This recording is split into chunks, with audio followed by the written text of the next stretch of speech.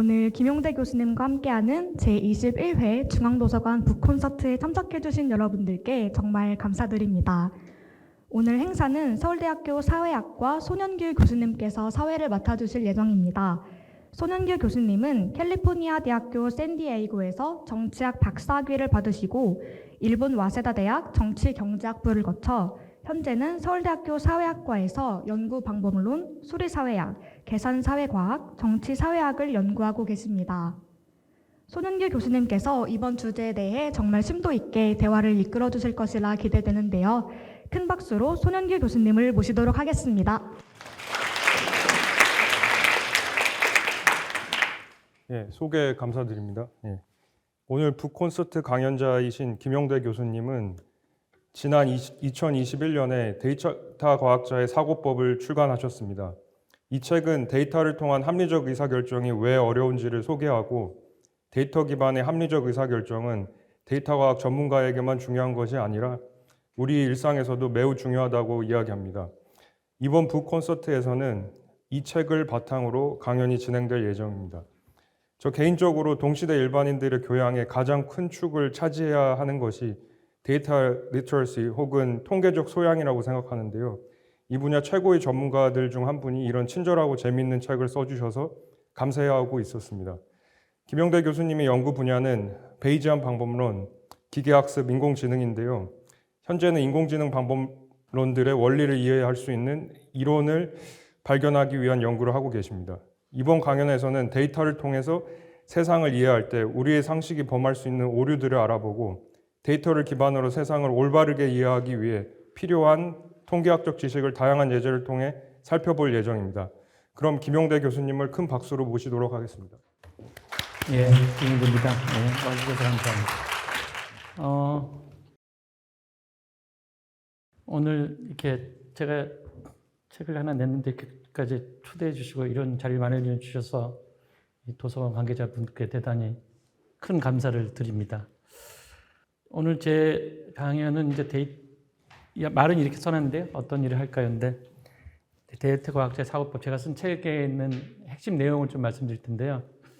원래는 다양한 통계 예제를 드리려고 했는데 그렇게 하다 보면 힘드실 것 같아서 조금만 줄이고요. 데이터 과학자라는 뭐 하는 사람이냐, 이런 얘기를 좀 하려고 하는 겁니다. 왜 데이터 과학이 지금 난리냐. 빅데이터 이런 게 들어보셨잖아요. 왜 난리냐. 데이터는 역사가 엄청 오래됐거든요. 데이터의 역사는 국가와 괴를 같이 합니다. 국가의 탄생과 몇천 년 된 거죠. 왜 모았을까요? 국가가 국민을 위해서 모은 건 아니고요. 징집하고 세금 거두려고 데이터를 모으기 시작했다고 이제 보통 데이터 역사를 하는 사람들이 얘기하거든요. 수천 년이 지나서 그게 오래된 건데 또 다시 이게 돌아온 거죠. 근데 앞에 빅자가 붙어오고 데이터 뒤에는 과학이 붙어오고 뭔가 약간의 변화가 있으면서 온 거예요. 그래서 그런 것들이 왜 그런지를 좀 살펴보면서요. 거기서 데이터 과학자가 어떤 일을 하는지 좀 말씀드리도록 하겠습니다. 그래서 이렇게 구성해 봤는데 먼저 데이터가 왜 중요한지, 현재 왜 데이터가 이렇게 난린지. 두 번째는 데이터가, 저는 처음에 빅데이터가 나오고 그 다음에 데이터 과학이란 말 나왔을 때 깜짝 놀랐어요. 데이터 기술이라고 나올 줄 알았거든요. 그 전에 IT, BT, CT에서 우리나라에 5T가 있었어요. 무슨 인포메이션 테크놀로지, 무슨 바이오 테크놀로지, 이분 컬처럴 테크놀로지 이런 것도 있었거든요. 그럼 당연히 데이터 테크놀로지라고 나와야 될 텐데. 그래서 한 15년 전쯤에 제가 서울대 처음 왔을 때는 DT를 넣으려고 통계학하는 사람이 노력을 했어요. 무슨 몇 개의 T 중에 DT를 넣으려고 노력을 했는데 느닷없이 데이터 기술이 아니고 데이터 과학이라네요. 이 과학이 뭘 의미하느냐, 이거 이제 좀 말씀드리고요. 마지막으로 아까 이제 모두에 말씀드렸듯이 데이터의 역사는 5,000년이 넘는데 빅자가 하나 더 붙어갖고 또 뭐가 나왔죠. 이게 도대체 뭐냐, 이걸 말씀을 드리겠습니다. 데이터가 왜 중요한 거인데요. 4차 산업혁명과 데이터를 뗄 수 없어서 붙여서 한번 말씀드려보도록 하겠습니다. 4차 산업혁명 이런 거죠. 더 이상 말씀 안 드릴 텐데요. 여기 보시면 이제 이렇게 되죠. 기업들이 이제 브라브라브라브라브라브라. 근데 여기서 이제 핵심이 뭐냐면은 제조업 서비스업과 정보통신을 융합해서 경쟁력을 제고하는 이렇게 되는 거죠. 그러면 뭐 제조업 서비스업과 정보통신을 융합하는 게 혁명이다 이렇게 이해할 수 있는데요. 저는 여기서 뭐가 놀랐냐면요. 이 정의를 보면서 경쟁력을 제고하는 차세대 요 밑줄에서 제가 너무 놀랐는데요. 인류의 역사상 경쟁력을 제고하는 게 혁명인 적이 없었어요. 경쟁력을 제고하는 건 혁신이라고 불렀어요. 이노베이션. 리볼루션은 아닙니다. 리볼루션은 왕이 거지가 되고 거지가 왕이 되는 거죠. 그런데 4차 산업혁명 때는 이상하게요. 경쟁력을 제고하는 게 혁명이라는 거예요. 그래서 이게 뭐지? 그리고 제가 이제 이 빅데이터 4차 산업혁명을 이제 들여다보기 시작했습니다.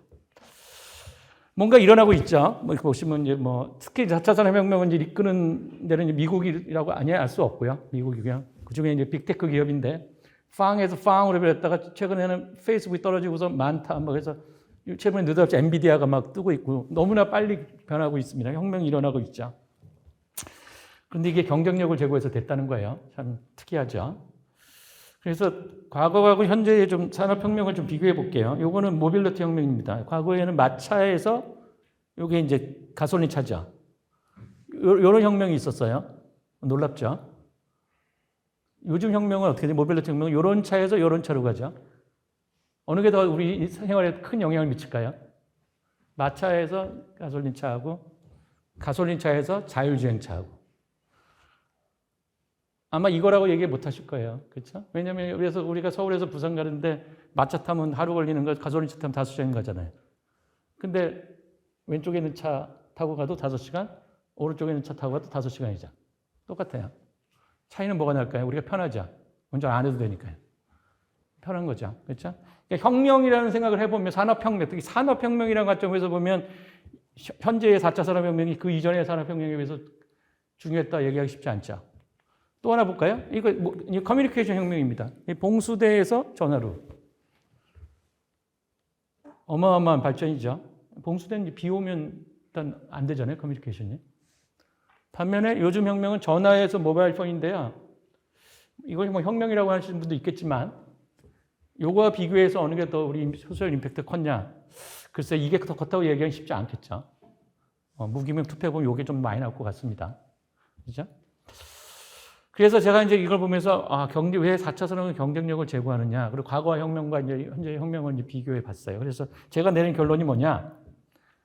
결국 이제 과거의 혁명, 20세기까지의 혁명은 생산량의 증거였다면 21세기의 주제는 행복의 증거가 아니겠느냐? 뭐 행복의 증거라고 말할 수도 있겠고요.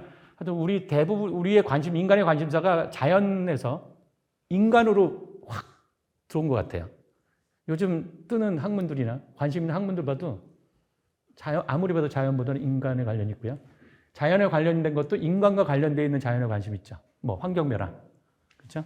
뭐 온난화 이런 것들에 관심이 있죠. 이렇게 시프트가 된 것 같습니다. 이 증거를 하나 더 드리면 이런 게 있었죠. 과거에는 페니실린이라는 약이 나왔어요. 이건 인간은 이거 없으면 죽지요. 저희가 굶어 죽습니다. 근데 오른쪽에 저 약, 여기 계신 분 중에 아시는 분도 있을 것 같고, 이게 무슨 약이냐면은 지난 대선 때 모 후보께서 저거를 의료보험을 해주겠다 해서 큰 이슈가 됐던 대머리 치료제 프로펩시아입니다. 머크라는 자국적 회사가 저거 팔아서 돈 엄청 벌고 있죠. 이런 약은 사실은 우리 생명에 필요 없는 거죠. 근데 저런 거 만들면 대박을 칩니다. 요즘 또 노르웨이 회사인가요? 제가 최근에 듣는데 무슨 다이어트 약을 만들었는데 완전 엄청 판다 그러죠.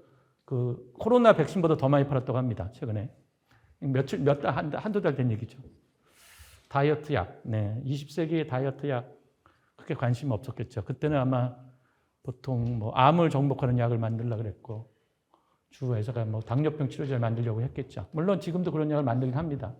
그런데 뭔가 무게추는 좀 변해가고 있다는 걸 느끼실 수 있을 겁니다. 그럼 4차 산업혁명에서 어떻게 성공해야 되느냐 할 때 제가 이것도 제 나름대로 결론인데 디테일이 중요하다. 디테일로 승부하라는 거죠.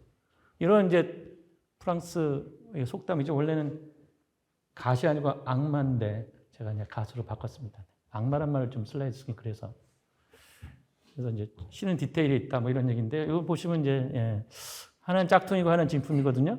어느 게 짝퉁이고 어느 게 진품일까요? 답이 써 있네요 밑에. 이쪽이 진품, 이쪽 가품인데 저는 아무리 봐도 모르겠어요. 근데 저 귀신같이 아시는 분이 있더라고요. 근데 여러분, 저 가방, 루비통이죠? 루비통이 프랑스에서 제일 큰 회사죠? 예. 패션으로 1등인데, 우리나라의 제일 큰 회사 삼성전자잖아요.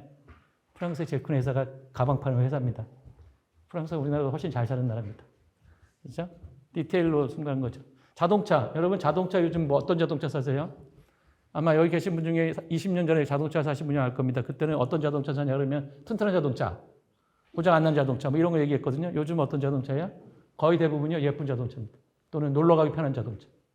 기능 갖고 얘기하는 사람 별로 없어요. 그냥 자동차 본연의 기능. 그렇죠? 그러니까 이제 디테일이 중요해진 거예요. 이게 뭐냐면 애플카가 나온다 그러죠. 몇 년 뒤에. 2, 3년 뒤에 난 이렇게 나올 거라고 예상하고 있는 차입니다. 예쁘죠? 저도 사고 싶습니다. 네. 이제 차도 예쁜 차를 사는 시대가 올 것 같아요. 왔어요, 지금 사실은요. 그러면 이제 여기 데이터 과학이 어디 들어가죠? 바로 여기서 요지점에서 들어가는데요.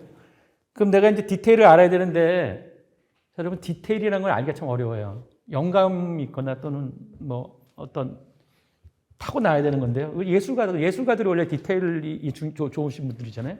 타고나야 된다 그랬는데 안 타고나도 되는 이유가 이제 데이터로부터 하면 디테일이 나온다는 거죠. 유튜브 같은 거 보면 여러분들이 추천해 주잖아요.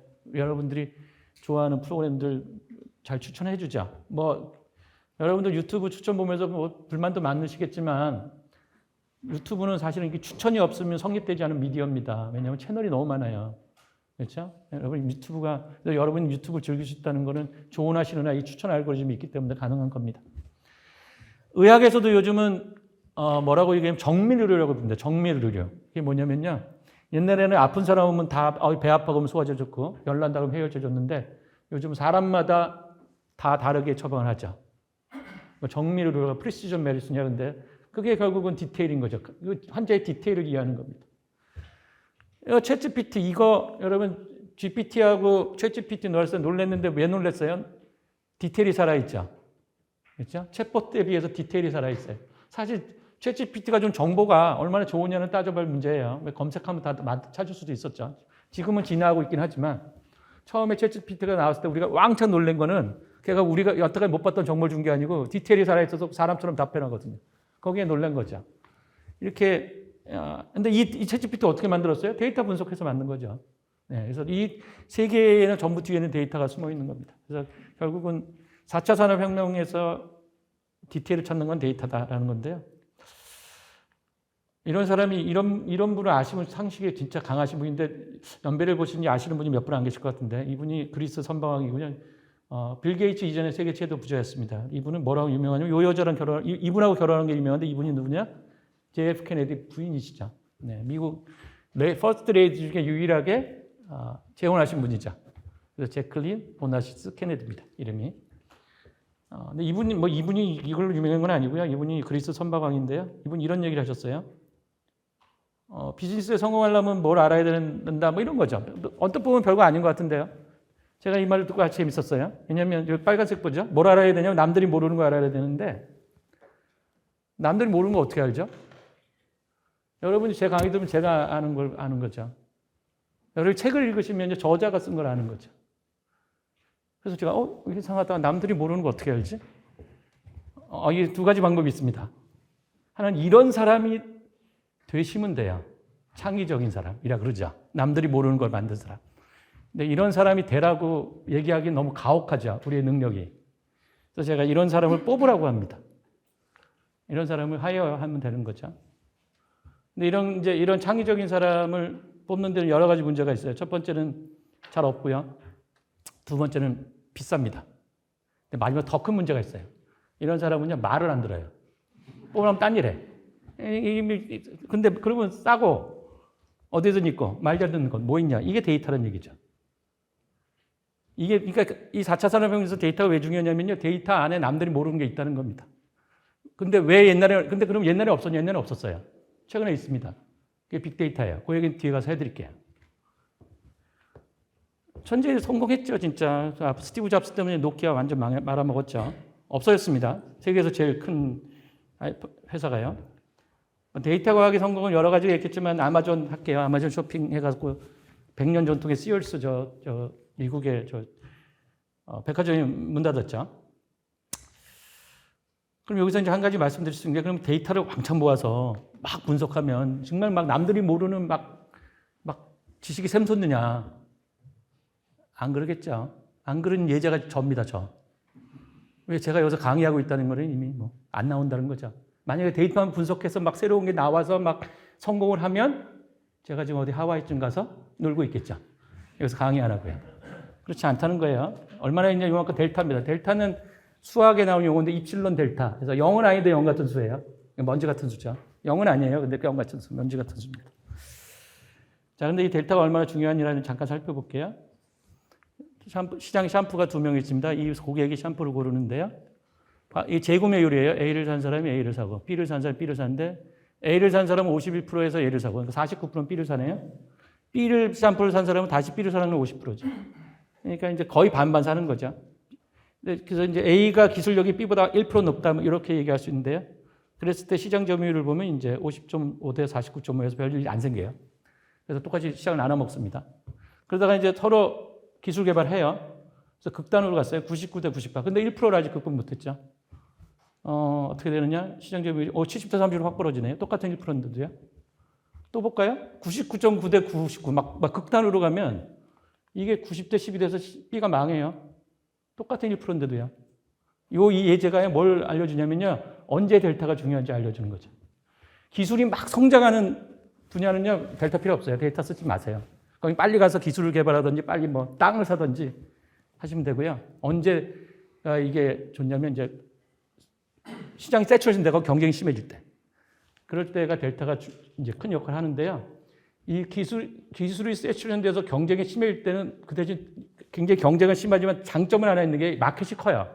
그래서 거기서 승리하는 순간은 떼돈을 벌게 되어 있습니다. 이게 델타가 중요한 이유고요. 우리나라 근데 산업이 다 그래요. 우리나라가 제조업 강국 아니에요? 반도체. 삼성전자 만드는 반도체가 어디 있어요? 그죠?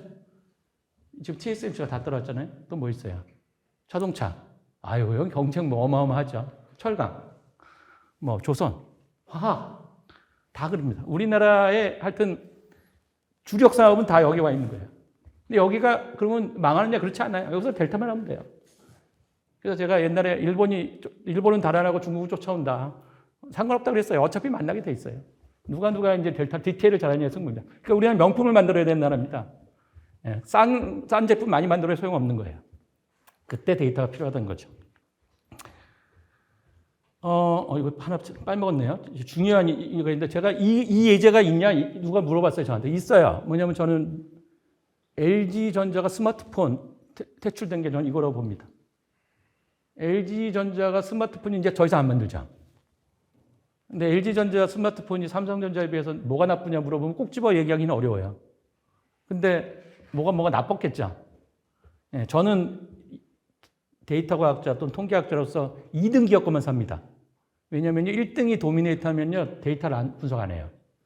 그래서 경쟁이 있어야지 데이터를 분석하거든요. 그래서 꼭 2등 걸 사는데, 그래서 제가 LG폰을 계속 사다가 언제 삼성을 바꿨냐?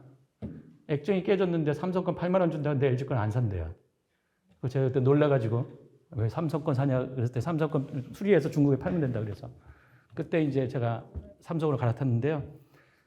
근데 삼성하고 LG 하여튼 뭔지 모르겠어요. 근데 조금씩 나빴죠. 그게 이렇게까지 됐고요. 또 있어요. 우리나라에는 또 뭐냐면 검색의 네이버하고 다음. 네. 다음이 먼저 떴어요. 잘 아시죠? 한메일 해갖고요. 지금 어떻게 됐을까요? 근데 다음은 거의 종족이 없죠. 그렇죠?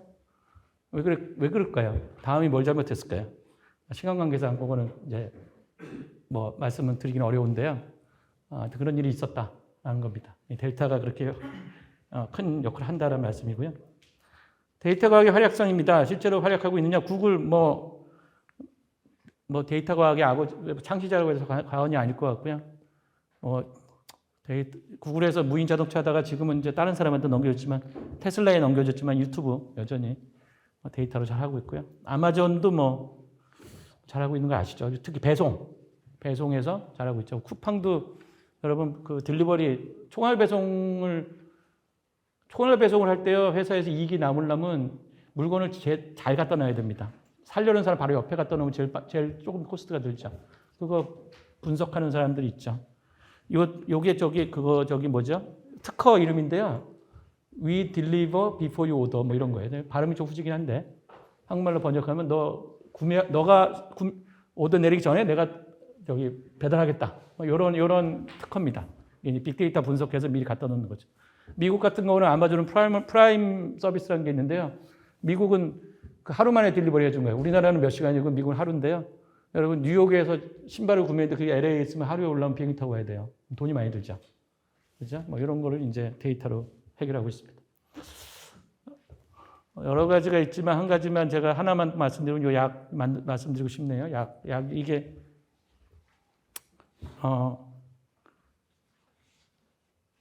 백혈병 치료제입니다. 어른 백혈병 치료제인데요. 어른이 백혈병 걸려서 죽는 거 아시죠? 근데 요즘은 잘 몰라요. 왜 안 죽어요? 이 약 먹으면 안 죽습니다. 약 중에서 이런 약이 거의 없어요. 보통은 약은 여러분 암 치료된다 그러면은 뭐 먹으면 오래 살거나 죽거나 뭐 이렇게 되잖아요. 이거는 그냥 먹으면 살고 안 먹으면 죽어요. 이건 평생 먹어야 됩니다. 이 글리베이라는 약인데 이 약을 어떻게 발견했냐? 이게 이제 그 어른 백혈병 걸린 사람 유전자 분석해가지고 이제 어떤 특정한 유전자가 있다는 걸 알고 이제 그걸 나가고 시키는 단백질을 따서 약을 만든 거죠. 데이터로 약도 만든다 뭐 이런 얘기입니다. 이런 거 할 때 데이터 과학자가 활약하는데요. 여러 가지가 있어요. 또 하나 흥미로운 거 말씀드릴까요? 여러분 곧 닥칠 얘기인데요. 여러분 넷플릭스 보시죠. 디즈니도 보시고요. 돈 좀 많이 쓰지 않으세요? 그렇죠. 이제 견딜 수가 없게 됩니다. 그럼 누군가가 이제 무료를 선언합니다. 어떻게 해요? 그럼 광고를 붙이죠. 한 사람이 광고 붙여서 넷플릭스 같은 OTT가 시작되면요. 다른 회사 안 붙일 수가 없습니다. 그럼 이제 조만간 10년 이내로 구독료 없이 다 보게 돼 있어요. 그러면 옛날이랑 똑같은 거예요. 케이블 TV랑. 차이가 뭐죠?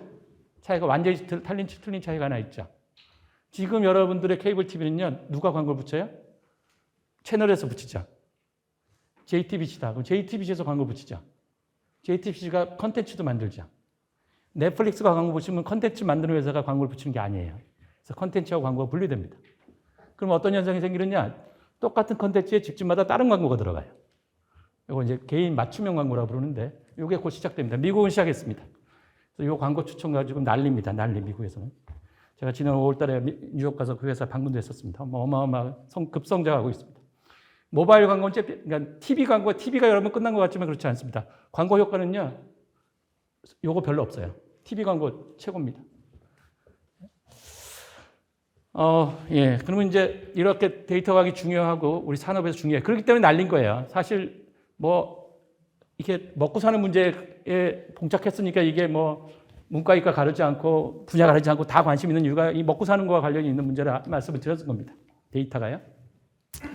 그럼 이제 데이터부터 남들이 모르는 정보를 빼내야 되는데 그 빼내는 기술이 아니고 과학이라는 얘기를 좀 드리고 싶은데요. 이렇게 써 있습니다. 여기 인터넷에 찾아보시면 데이터 과학이라는 걸 쳐보시면 이렇게 나와요. 도메인 엑스퍼트, 컴퓨터 사이언스, 스태티스틱. 세 개의 조인트다. 이렇게 되는데요. 자, 도메인 엑스퍼트. 여러분이 예를 들어서 금융 모형을 만들고 싶어요. 금융에서 데이터 쓰고 싶어요. 금융 알아야죠. 도메인 엑스퍼트 너무 당연한 얘기죠. 컴퓨터 사이언스. 손으로 데이터 쓰지는 않을 거잖아요. 뭐 주판 하나요, 주판? 컴퓨터 써야죠. 최소 엑셀이라도 써야 됩니다. 컴퓨터 써, 오케이. 컴퓨터 필요해. 통계? 뭐 필요해? 이게 통계는 잘 모르는 거죠. 그래서 오늘 제가 이제 데이터 과학자 사고법에 요 얘기를 이제 챕터 1에 쭉 써놨는데요. 보시면 이제 방법론을 쓴 게 아니고 왜 어려운지 썼는데 마찬가지로 오늘도 저도 방법론보다는 여러분들에게 상식으로 데이터 분석하면 좀 문제가 생긴다. 말씀을 좀 드리고자 합니다. 근데 데이터 정보가 아닙니다. 데이터가 정보인 경우가 있었어요. 그래서 데이터베이스 하신 분이 그렇게 했어요. 그건 이제 회사에 있는 데이터죠. 뒤에 빅데이터에 나올 텐데요.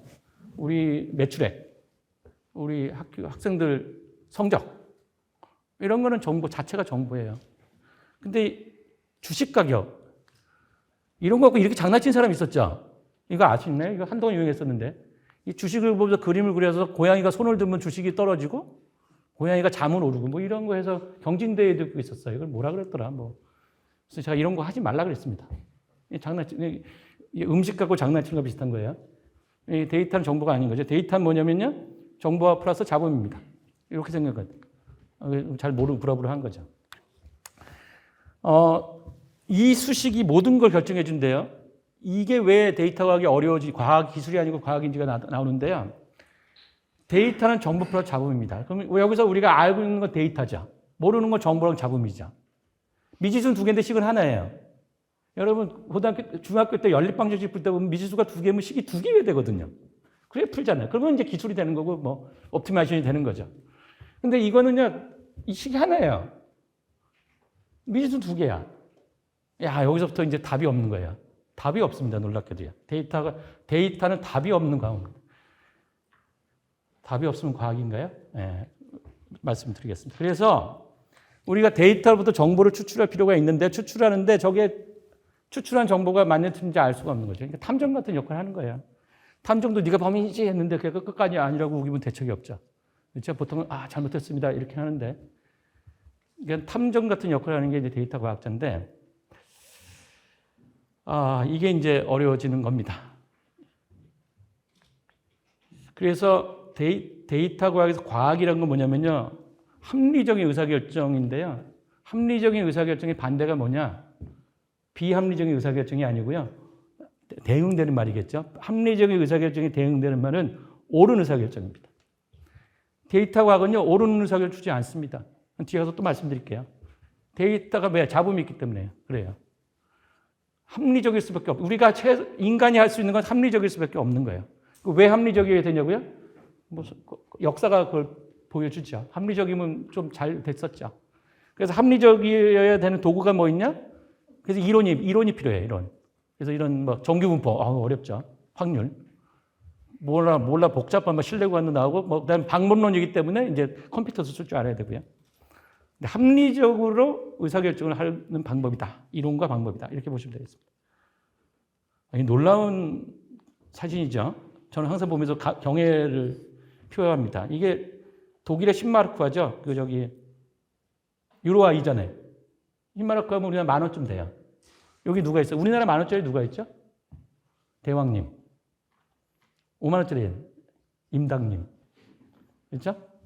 5,000원짜리에는 이왕. 1,000원짜리 이, 이렇게 되죠. 전부 약간 정치 쪽이죠. 이게 쉽게 하면 문과. 이과생 없죠, 이과생. 이게 더 쉽네요. 예, 문과생. 근데 여기 누가 있어요? 가우스입니다, 가우스. 수학자, 가우스. 10,000원짜리, 우리나라 10,000원짜리 가우스 있다고 보세요. 가우스가 수학에서 넘버원 치잖아요. 여기 있죠. 근데 그 옆에 이상한 그림이 있어요. 확대해 봤거든요. 오 마이 갓. 여러분이 극도로 싫어하는 정규분포. 여러분 정규분포 싫어하는 거 저 다 알아요. 왜냐하면 여러분 고등학교 때 보거든요. 제가 배웠단 말을 안 합니다. 수학책에서 보지요. 빨리 덮죠. 찍어라. 야, 통계 2문제 찍으면 돼. 그것도 그렇게 배우잖아요. 여기 있습니다. 이게 굉장히 오래됐다는 거예요. 데이터 과학이 합리적 의사결정을 위한 이론과 방법론이 최근에 나온 건 아니고 매우 오래됐는데 이게 이제 전체 스토리 보자면 이 4차 산업혁명과 빅데이터를 만나면서 과거에는 이제 과학하는 사람들만 관심 있었던 것이 이제 이 일반 사람들에게 우리의 먹거리로 나왔다. 이런 얘기가 됩니다. 과학적이지 않은 거 있죠. 연금술도 그렇죠. 여러분 요즘 하는 꿈해몽 이런 것도 과학이라고 우기는 사람도 있어요. 더 황당한 유사과학은 이런 것도 있었죠. 우리 또 트럼프 대통령님께서 코로나 터지니까는 자기가 말라리아 약을 먹으면 코로나가 안 걸린다 그래서 열심히 드셨다고 합니다. 물론 코로나 걸리셨죠. 네. 이런 거를 근데 30% 정도 믿는다고 합니다. 미국 국민들이요. 아직도 과학적이지 않은 거죠. 데이터로 성공한 사실은 이제 존 스노우 그러니까 의사분인데 이분은 뭐한 분이냐면 이런 거예요. 이분이 역학이라는 거 다 아시죠? 이제 코로나 때문에 여러분 이제 우리 모든 국민들이 역학, 에피데미올로지라는 거를 다 아시게 됐는데요. 이게 이제 전염병, 병과 환경과 인간과의 관계를 연구하는 학문인데 그 창시자입니다. 이분이 런던의 오른쪽에 보면 왼쪽이 런던 지도고요. 런던에 콜레라가 처음에 출현해서 많은 사람이 죽었는데 그때는 콜레라가 수인성 전염병을 몰랐죠. 그래서 물청소를 합니다. 콜레라 물청소하면 큰일 납니다. 콜레라 균이 어떻게 돼요? 테임즈 강으로 걸려서 엄청 또 번식하죠. 2차 아웃브레이크가 생기죠. 훨씬 많이 죽어요. 예. 그래서 그때는 의사들이 공기로 전염되는 것밖에 몰랐죠. 물로 전염되는 거 상상을 못했죠. 근데 이분이 이제 지도를 데이터를 그려봤더니 여기 보시면 이제 가만히 보시면 여기 이게 막대 그래프가 있어요. 죽은 사람 숫자인데요. 그 빨간색 옆에 점이 뭐냐면 이게 이제 물펌프입니다. 물펌프. 이 당시가 이게 이거 상수도가 없으니까 테임즈강에서 물을 펌프로 가져왔거든요. 그래서 거기 그 동네가 많이 죽었던 거죠. 여기 런던에도 못 사는 이제 런던 근교에 우물을 먹고 사는 사람들은 또 안 걸렸어요, 콜레라가. 뭐 그런 거 이제 데이터를 모아가지고 이 사람들이 열심히 분석합니다. 그래서 물이 콜레라의 원인이다. 수인성 전염병이라는 걸 했는데 이게 받아들일 때까지 꽤 걸린 걸로 알고 있어요. 뭐 과학에서 이런 게 나오면 바로 그래 그럼 놀라워 그렇게 하는 게 아니고요. 한 최소한 10년 이상 걸렸어요. 그 정도로 이제 받아들여지는 건 어려웠지만 하여튼 성공했다는 얘기죠. 한번 이런 거 한번 해볼까요? 와, 이 음식 엄청 위험한 것 같죠? 와, 이거 뭐죠? 심근경색으로 사망한 한국인 95%이 먹었대요. 와, 진짜 건강에 진짜 나쁜 것 같은데요. 이거 답이 밥입니다, 밥. 밥 보고 이렇게 보시면 되죠. 예. 이걸 보시고서 밥을 보시고 웃으셨다면 여러분들 합리적 사고에 결여가 생긴 거예요. 뭔가 결여가 있으신 거예요. 뭐가 결여됐을까요? 아주 기본적인 상황, 우리가 과학적으로, 합리적으로 사고할 때 가장 기본적인 상황은 상호 비교입니다. 자, 보세요. 심근경색 사망한 한국인의 95% 이상이 많이 걸린 거죠. 여러분, 많이 걸렸다는요, 많이라는 건 형용사예요. 형용사는 항상 비교를 해야 됩니다. 뭐보다 많이입니다. 절대적으로 많다는 건 없어요. 여러분, 이걸 배우셔야 돼요. 근데 이게 생각보다 잘 안 나와요. 그렇죠? 그러니까 만약에 여러분들이 합리적인 사고를 배우셨으면 이렇게 됩니다. 심근경색으로 사망한 한국인의 95% 이상의 이 음식을 먹었답니다. 라고 누가 얘기하면 그래? 그럼 정상은 얼마 먹었어? 라고 질문할 수 있으면 되는 겁니다. 이게 쉽지 않아요. 근데 이게 쉽지 않은 또 사례가 있죠. 아주 유명한 사람이 이건 1999년도에 미국 영국에서 발전된 사례인데요. 셀리 크락이라는 여자분이 계셨는데 이분이 신생을 하는데 애가 둘 다 죽어요. 그러니까 1년도 안 돼서. 여러분 저기 서든 인펜트 데스 신드롬 뭐 이런 게 있습니다. 그래서 애가 갑자기 돌이 안 돼서 죽는 신드롬이라고 그러죠. 신드롬이란 건 뭐냐면 통계적으로 나온 병인데 잘 모르는 거예요. 신드롬이라고 부르는데. 그래서 애가 태어나서 돌 전에 죽으면요. 경찰 수사도 잘 안 합니다. 그냥 좀 위로의 말씀 전합니다. 그냥 덮어요. 근데 이분은 이제 둘 다 그랬거든. 그러니까 이제 검찰이 이거 이상하다 그래갖고 이제 소아과 의사한테 도대체 둘 다 죽을 확률이 얼마냐? 서든 인펜트 데스 신드롬으로 그랬더니 7,300만 분의 1이래요. 너무 작잖아요. 그러면 로또 1등 당첨될 확률이 얼마인 줄 아세요? 850몇만 분의 1이니까 그거보다 9배 작아요. 엄청 작죠? 와, 그래 구속해요. 이 여자를 구속해서 1심에서 유죄를 선고받습니다. 근데 아까 제가 뭐라 그랬어요? 상호 비교죠. 비교 결여된 거예요. 뭐랑 비교해야 돼요? 두 아이가 연속해서 죽을 확률이 7,300만 분의 1이면 뭘 비교해야 돼요? 그럼 엄마가 두 아이를 죽일 확률이 얼마예요? 그거 물어봐야죠. 항소하고요. 이 사람이 이제 변호사 씁니다. 근데 변호사가 어떻게 계산하는지 모르는데 이건 미스테리지만 엄마가 두 아이를 죽일 확률은 이거보다 9배 작다는 걸 또 보입니다. 어떻게 계산했는지 모르겠어요. 그래서 풀려갑니다. 예. 근데 이제 스트레스 받아갖고 나중에 알코올 중독자로 죽어요. 출소한 지 4년 만에. 그러니까 이게 검사도 어렵다는 거죠. 예. 검사도 이게 합리적 사고가 쉽지 않다는 겁니다. 이건 좀 트레이닝을 받으셔야 될 것 같긴 합니다. 데이터 과학자들이 이제 이런 걸 연구하는 겁니다, 사실은. 또 하나 볼까요? 이거 아주 유명한 얘기죠. 이거 버클리 어드미션 데이터인데요. 이 데이터 리터러치 이 정도는 다 아실 것 같아요. 왼쪽은 남자, 여자, 그러니까 로는 남자, 여자, 오른쪽은 합격, 불합격. 아니, 컬럼은요. 남자는 52% 합격했고 여자는 42% 합격했죠. 무려 10%나 차이 나죠. 야, 버클리가 여학생을 들뽑았구나. 한 여학생이 소송을 합니다. 차별. 그렇죠? 뭐 별거 없죠. 그래서 버클리에서 제출한 데이터는 다음과 같습니다. 이건 뭐냐면 칼리지별로 지원율과 합격률입니다. 빨간색은 여자가 높은 합격률이에요. 6개의 칼리지 중에서 여자가 높은 칼리지가 무려 4개나 됩니다. A라는 칼리지는요, 무려 합격률이 20%나 높아요. 그렇죠? F라는 데도 10%가 높네요. 이걸 보면 누가 합격률이 높아요? 여자가 높죠. 이걸 보면요, 남자가 높죠. 어찌 된 걸까요? 이건 금방 압니다. 이런 거 이제 저 같은 사람이 이렇게 나오면 이제 가서 이렇게 데이터 들여다보면서 스토리를 만들어 주는데요. 이거는 쉬워요. 여기 보시면 A라는 분야의 지원자 수가 너무 차이 나죠. A랑 B가요. 그렇죠? 여자가 거의 지원 안 했죠. 근데 거기가 합격률이 높아요. 여기 어디냐? 공대 자연대입니다. 네, 뭐 그렇죠? 학생들이 아무리 봐도 공대 자연대 선호하는 경향이 조금 떨어지죠. 딴 데보다. 그런 거예요. 근데 그다음에 여학생들이 많이 지원한 데가 어디냐면 여기에요, 여기. 요거 C, 그다음에 E 많이 지원했죠. 여기 합격률 보시면 낮아요. 여기가 어디냐? 의대하고 법대입니다. 그러니까 이게 어떻게 된 거냐면 여학생들은 어려운데 많이 지원했고요. 남학생들은 쉬운 데까지 지원한 거예요. 퉁치니까는 남자가 높아 보인 거죠. 우리가 관계를 이해할 때요, 어렵다는 겁니다. 자, 누군가가 이런 얘기를 했어요. 버클리는 남녀 차별했니? 라고 물어본다면 이 질문에는요, 남녀, 합격 두 개밖에 없죠. 근데 그 관계를 알려고 할 때 두 개만 보면 안 된다는 거예요. 사실은 이게 합격률에 영향을 미치는 모든 변수를 다 봐야 된다는 거고요. 사실 지금 이게 보여주는 게 여러분 혹시 어디서 들으셨을 상관관계가 인과관계를 얘기하지 않는다. 그 얘기가 딱 요 이그젠플에 보시면 되겠습니다.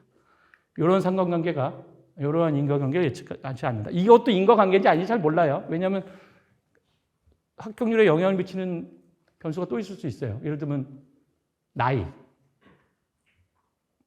또 지역 등등 있죠. 뭐 알 길이 없죠. 하여튼 조심해야 된다까지만 오늘 말씀드리겠습니다. 이런 거 또 있냐고요? 또 있습니다. 여기 한번 볼까요?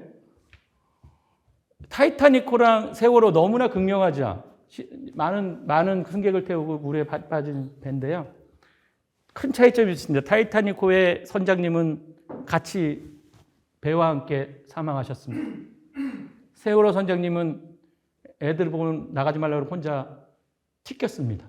그것도 빤스만 입고 여기 보시면 그렇죠? 그래서 이제 이걸 보고서 사람들이 서양 사람들이 동양 사람보다 훨씬 이 자기 책임감이 강하다. 그래서 그걸 보여주는 통계가 또 있습니다.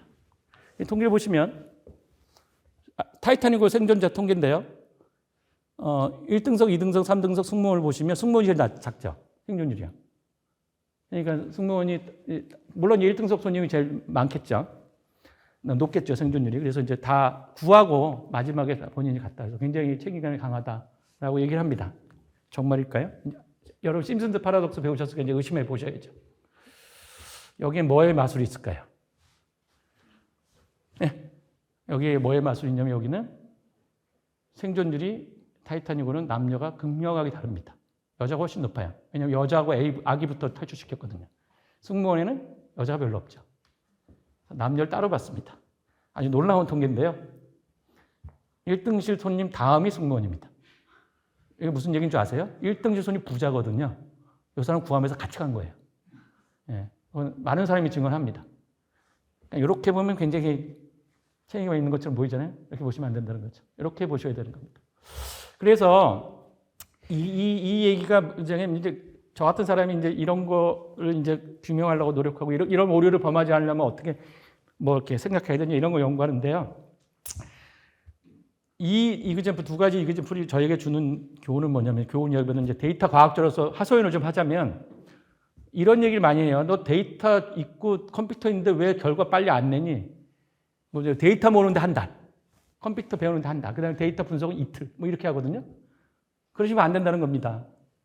올바른 문제는 쉬워요. 버클리가 성차별했니라는 단순한 문제에 대해서도 올바른 답을 주기 위해서 굉장히 복잡한 분석을 해야 돼요. 예, 그게 분석 기간도 상당히 오래 걸린다라는 말씀을 드리겠습니다. 마지막으로 이제 빅데이터 얘기를 할 텐데요. 아까 이제 처음에 모두에 말씀드린 내용이잖아요. 결국 이 통계학이라는 이름에서 사실 벗어나서 전 통계학 교수인데 통계학으로 시작했지만 데이터 과학으로 온 사람인데 데이터 과학과 통계학이 뭐예요? 아까 뭐 질문에도 이제 있을 것 같은데 그냥 쉽게 얘기하면 돈 버는 데 쓰면 데이터 과학, 복잡한 이론하면 통계학, 뭐 이렇게 그냥 싼마이로 얘기하면 그렇게 할 수 있을 것 같은데요. 결국은 우리가 데이터가 이게 싼마이로 얘기한 것 같지만 이게 심정을 찌른 거예요. 우리가 왜 데이터에 관심이 있느냐? 뭔가 자꾸 우리 산업과 관련이 있기 때문에 그래요. 우리의 삶과 관련이 있고요. 근데 그거의 핵심 뭐냐면 빅데이터거든요. 빅데이터가 있으니까 이제 거기서 남들이 모르는 어떤 지식을 꺼낼 수가 있는데 왜 빅데이터가 남들이 모르는 지식을 갖고 있는지, 왜 빅데이터 이전의 데이터는 없는지 그걸 좀 말씀드리겠습니다. 데이터 역사입니다. 아까도 말씀드렸지만 데이터는 이렇게 발전했는데 한번 볼까요? 처음에 국가가 통치하려고 모았고요. 세금, 징집. 그러다가 이제 18세기에 대혁명이 나오면서 인권이 높아지면서 국민을 위한 데이터가 나오고요. 지금 우리나라 통계청, 한국은행 같은 것이 이제 18세기 이후에 나온 국가 통계라는 개념이 18세기 이후에 썼습니다. 19세기에 말해서 20세기 사이에 드디어 통계학, 제가 전공해도 통계학이 출현하는데요. 이거는 왜 출현했냐면요. 이 당시에 과학하시는 분들이 데이터 사용했는데요. 너무나 엉터리로 데이터를 사용했어요. 자기 이론에 안 맞는 데이터를 버렸습니다. 그리고 무조건 맞다고 우기고. 그래서 그걸 보다 못한 이제 아래 피시저 교수님께서 너네 과학을 하려면 이렇게 해야 돼라고 하면서 만든 게 통계학이고요. 그래서 통계학은 과학의 과학이라고 합니다. 어떻게 과학을 해야 되는지 연구하는 과학이에요. 그러다가 이제 20에서 21세기에 바로 이제 빅데이터가 나왔는데 데이터 마이닝이 나와서 빅데이터 이전에 데이터 마이닝. 이것도 비즈니스에 썼거든요. 그러니까 데이터 마이닝이 없었다면은 빅데이터는 그냥 비즈니스에 쓰는 데이터입니다. 이렇게 하면 될 텐데 이미 데이터 마이닝이라는 게 있어서 뭐 여러분 아시겠지만 뭐 기저귀하고 뭐 맥주의 관계 이런 거 아시죠? 슈퍼에 가면 기저귀하고 제일 잘 팔리는 상품이 뭐냐? 그러면 사탕이나 과자가 아니고 맥주입니다. 근데 그건 이제 그래서 이제 맥주하고 기저귀를 같은 매대에 이렇게 가까이 붙이면 확 매출이 올라가는데요. 그 이유는 단순해요. 기저귀를 누가 사러 가요? 아빠가 사러 가지. 엄마는요? 집에서 해 보자. 그렇죠? 그러니까 아빠가 가면서 사탕 살 리는 없잖아요. 그렇죠? 그리고 대부분의 남편들이요 기저귀 사와는데 사탕까지 사오는 그런 유능한 남편 별로 없어요. 기저귀 사와는데 딴 거 사오는 건 있어도, 네, 그렇기 때문에 맥주 먹는 거죠. 뭐 이런 거 발견한 거예요. 그래서 했는데 비즈니스에도 이미 들어와 있어요 데이터가. 그런데 또 빅데이터래요. 그래서 뭐냐? 제가 이제 그것도 제 나름대로 정리한 겁니다. 도대체 빅데이터는 뭐냐? 저는 빅데이터는 이제 구글이라고 보고요. 이거는 구글 창업자입니다. 브린 세리기랑 레리 페이지인가요? 하여튼 누가 누군지 모르겠지만 구글 창업자고요. 이건 도대체 뭐에 쓰는 물건이냐 이런 얘기죠. 근데 데이터에 대한 오해가 하나 있습니다. 여러분 여기 오신 분들은 데이터에 관심이 있으셔서 올 것 같은데요. 데이터 하면 분석하려고 하시는 분이 있어요. 여러분 데이터는 분석하려고 모은다. 이런 말도 안 되는 얘기를 하시면 안 됩니다. 데이터 왜 모았을까요? 영업하려고 모았죠. 그렇잖아요. 국가는 세금 거두려고 모았고 다 목적이 있어요. 은행은 결제하려고 모았고요. 여러분 여기 신용카드 회사들이 여러분 신용카드 쓰면 왜 모아요? 여러분 그거 왜 모아요? 분석하려고요? 에이, 결제하려고 모으죠. 그렇죠? 예. 여러분 1,000원 썼는데 10,000원 썼다고 결제하면 이제 화나잖아요. 고객들이 이탈하죠. 그렇죠? 제조회사는요? 자동차 회사는 왜 데이터를 모아요? 영업은 필요 없죠. 근데 원가 계산해야죠. 그렇죠? 이 원가가 그게 세금 내죠. 원가 계산을 왜 해요? 가만 놔두면 안 해요. 왜요? 세금 내니까. 그렇죠? 다 이유가 있는 겁니다. 여러분 세상에 뭐 그냥 나 분석하려고 모으고 이런 거 없어요. 그냥 데이터 모으는데 돈이 얼마나 드는데요. 그래갖고 이런 데이터를 모으는 데이터라고 부릅니다. 내가 모았어요. 그냥 필요한 걸 모은 거죠. 근데 모으는 데이터의 특징이 뭐냐면요. 결점이 없어야 돼요. 신용카드 여러분 쓴 거 막 엉터리로 모으면 큰일 나잖아요. 그래서 결점이 없으려면 IT 시스템 비싼 걸 씁니다. 뭐 오라클 DB 이런 거 쓰죠.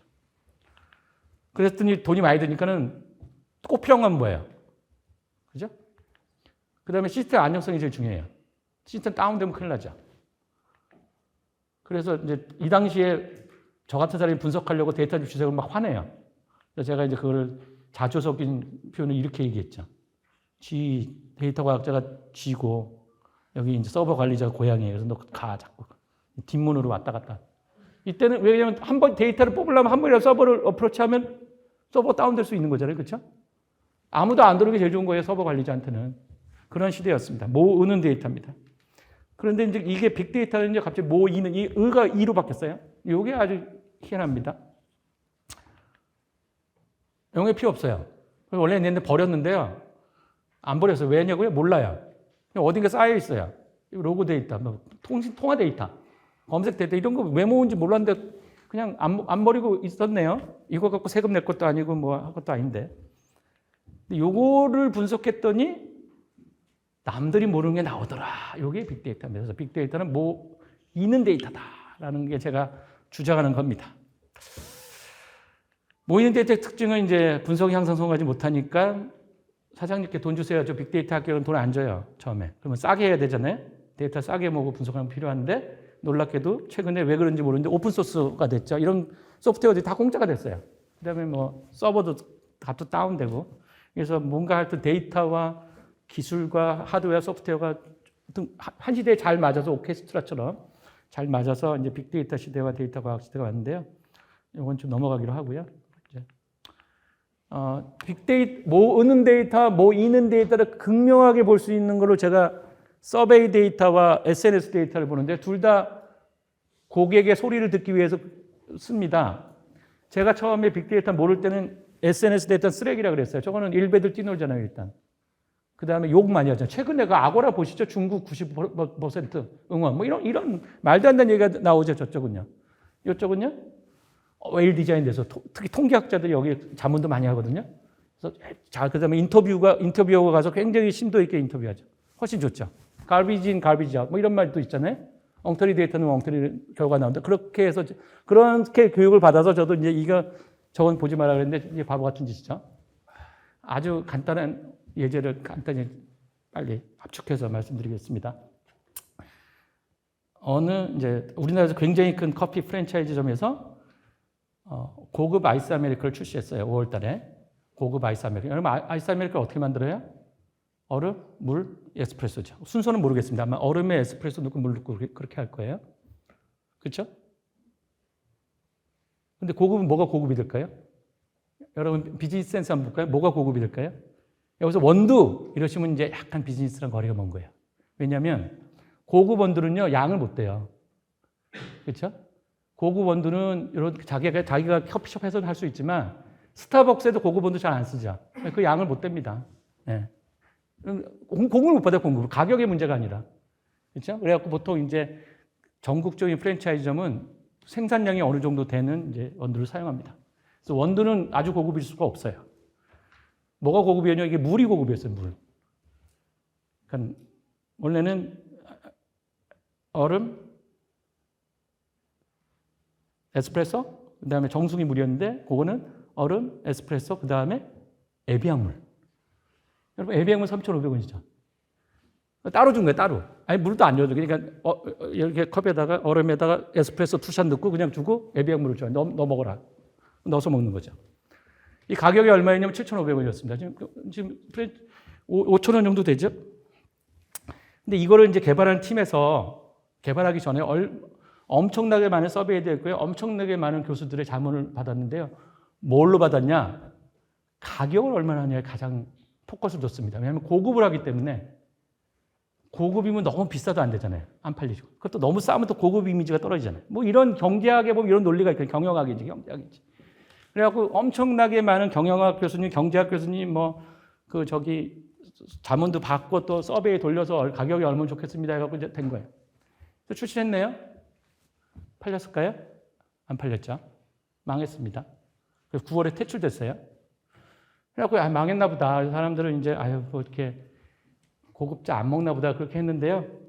그의 겨울에 이 회사가 우연히 이거를 보게 됐어요. SNS를 뒤졌더니 놀라운 걸 발견합니다. 다들 평이 좋아요. 에비앙물, 순수해, 어쩌고저쩌고. 뒤에 가서 뭐라고 써 있는지 아세요? 근데 왜 커피가 이렇게 맛이 없지? 그렇게 써 있습니다. 대부분, 거의 다분이요. 그게 나중에 알건데 그 원두하고 에비앙물하고 잘 안 맞는 거예요. 피지물로 바꿨으면 돼요. 사실은. 그 에비앙물이 좀 다르거든요. 커피가 맛이 안 팔리는 이유는 커피가 맛이 없었던 건데요. 왜 몰랐을까요? 이제 이게 퀘스천이에요. 왜 그렇게 서베이도 많이 하고 자문도 많이 받는데 왜 몰랐을까요? 하면요. 이쪽 서베이는요. 서베이라는 건요. 문항을 만든 사람의 의견을 확인하는 거예요. 새로운 게 나올 수가 없죠. 그렇죠?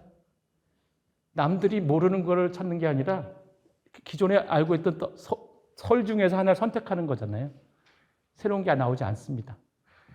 안 물어봤어요? 커피 맛있냐고요? 그렇기 때문에 생긴 거예요. 안 물어보면 사람들이 안 물어보면 대답 안 하죠. 그렇죠? 여기는요? 이상하죠? 물어보지도 않는데 막 얘기하죠. 이게 빅데이터의 힘입니다. 그러니까 우리가 모르는 것이 여기 숨어 있어요. 여기는요, 모르는 건 나오지 않습니다. 이게 데이터 마이닝까지 20세기까지 데이터였다면 이 데이터가 21세기 데이터다 이렇게 말씀을 드리겠습니다. 시간이 좀 넘어지면요 마지막 이제 하고 싶은 얘기 꼭 있으니까 필요하듯이 그래서 이제 데이터 과학자는 빅데이터 필요하다. 제가 한 2, 3분만 더 쓰면서 제 말을 할 텐데 맺은 말인데요. 아까 제가 이 얘기 말씀드렸죠. 옳은 의사결정은 데이터 과학에서 주는 게 아니다. 데이터 과학은 합리적 의사결정을 주는 건데요. 이런 얘기를 합니다. 이런 얘기를 합니다. 나는 다 합리적이지. 내가 나 평생을 내가 얼마나 합리적으로 산 사람인데 그렇잖아요. 여러분 중에 나는 비합리적이야 그런 사람이 없잖아요. 그렇죠? 근데 비합리적일 얘기를 하나 드리겠습니다. 제가 느꼈던 데이터 과학이 부재하면 어떻게 되냐. 합리적인 사고 부재하면 이런 거 아시나요? 요건 여러분 이렇다는 건 아니고 요게 뭐냐면 1997년인가 8년인가 그 다미성교회라고 혹시 아시나요? 휴거한다 그래가지고 무슨 이상한 종교 자체인데 1998년 10월 며칠 날 휴거한다 그래서 휴거하는 이 전날 밤입니다. 이게 기도하고 있는 거고요. 생중계했어요. 텔레비들이. 그 다음날 새벽에 아무도 휴거 안 됐죠. 그래서 이제 목사는 구속되고 이제 처참히 끝난 종교인데요. 저는 이런 걸 보면서 광신도라고 부릅니다. 우리가 광신도. 저 사람들이 왜 그렇게 될까를 생각하잖아요. 근데 우리나라 온 국민이 미쳐 날뛰었던 적이 한 번 있습니다. 여러분 잘 기억 못하시나요? 언제냐면요. 2002년도에 월드컵을 했는데 우리나라가 4강에 올라갔죠. 다들 기억하시죠? 2006년도에 독일 월드컵을 예측하는데 진짜 대박입니다. 2006년도에 이제 독일에서 월드컵을 해요. 그때 이제 서베이를 했어요. 우리나라가 16강에 올라갔으니까 94%가 올라갔다고 했습니다. 집단 실성을 한 거죠. 집단 지성이 아니고요. 데이터를 조금이라도 봤으면 이런 얘기 못 합니다. 제가요 이때 MBC하고 같이 해서 데이터로 예측했습니다. 긴 얘기지만 결과 말씀드리면 우리나라 떨어지게 나왔습니다. 제가 유일하게 그때가 프랑스, 토고, 스위스 우리나라 한 조였는데 마지막에 스위스전이었고 그거 이기면 올라가는 거예요. 둘 중에. 제가 우리나라에서 유일하게 스위스 응원했던 사람인데요. 데이터가 무서웠습니다. 제가 이런 얘기하면 이렇게 얘기합니다. 이런 얘기를 하면 그거 우연히 맞은 거 아니야? 그렇죠. 우연히 맞았죠. 내가 스위스가 올라가고 우리나라 올라가 둘 중에 하나잖아요. 동전 던지기. 그렇죠. 우연히 맞은 건 맞아요. 근데 제가 그때 어떻게 얘기하냐면 그 똑같은 방법을 2002년도에 써봤거든요. 2002년도 월드컵 아시죠? 그때 2002년도 이전까지 우리나라가 16강에 올라간 적이 없는 나라인데요. 2002년도에 똑같은 방법을 써서 분석했더니 우리나라가 8강에 올라가게 나옵니다. 그 제가 너무 놀래갖고 결과를 뜯어봤더니 축구는요. 홈 어드밴티지가 어마어마합니다. 우리가 상상할 때보다 훨씬 더 높습니다. 그래서 엊그저께 우리나라가 중국이랑 아시안 게임에서 이겼잖아요. 제가 마음을 조마조마하고 봤습니다. 사실은. 다행히 이겨서 다행입니다. 그래서 이게 맞히냐 틀리냐는 운이지만요. 얼마나 합리적으로 분석할 수 있냐가 중요하고요. 제가 또 이 월드컵 데이터를 통해서 느낀 점은 데이터는 참 무섭게 차갑다는 걸 느꼈어요. 그래서 우리가 사회가 미쳤을 때 망하거든요. 냉정을 찾아주는 게 데이터가 아닐까라는 생각을 해봅니다. 그래서 데이터 과학이란 세상을 바라보는 눈인데요. 올바르게 바라보는 눈이고 어떻게 바라보는지 연구하는 사람이 저 같은 데이터 과학자입니다. 예, 들어주셔서 감사합니다.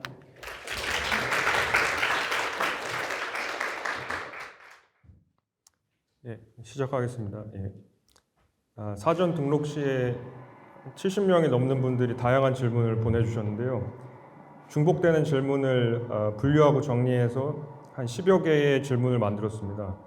시간상 다루지 못하는 이외의 질문들은 대부분 교수님 책인 데이터 과학자의 사고법에 다뤄져 있으니까 꼭 읽어보시길 권합니다. 예, 첫 질문은 가볍다고 볼 수 있지만 근본적인 질문에서 시작하겠습니다.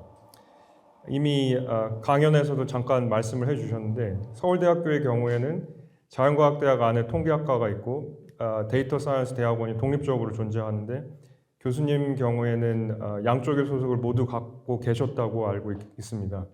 통계학과 데이터 과학의 차이는 무엇이라고 보시나요? 양쪽에 갖고 있었죠. 네. 근데 동시에 갖고 있었던 건 아니고요. 통계학과에 있다가 데이터 사이언스 대학원을 잠깐 2년 갔다 온 겁니다. 네. 그 가벼운 질문인데 되게 어려운 질문인데요. 통계학이 뭐냐를 좀 말씀드려야 될 것 같은데요. 통계학이라는 게 데이터를 분석하는 학문이라고 생각하시는데 전혀 아닙니다.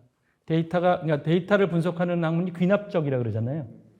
통계학은 매우 연역적인 학문입니다. 그러니까 데이터를 어떻게 분석하는 게 좋은지를 연구하는 학문이거든요. 데이터를 분석을 하는 게 아니고요. 그래서 매우 연역적인 학문이고, 그래서 이론주 위주고요. 예.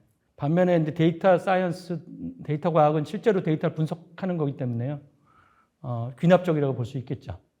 그 차이라고 보시면 될 것 같습니다. 예, 감사합니다.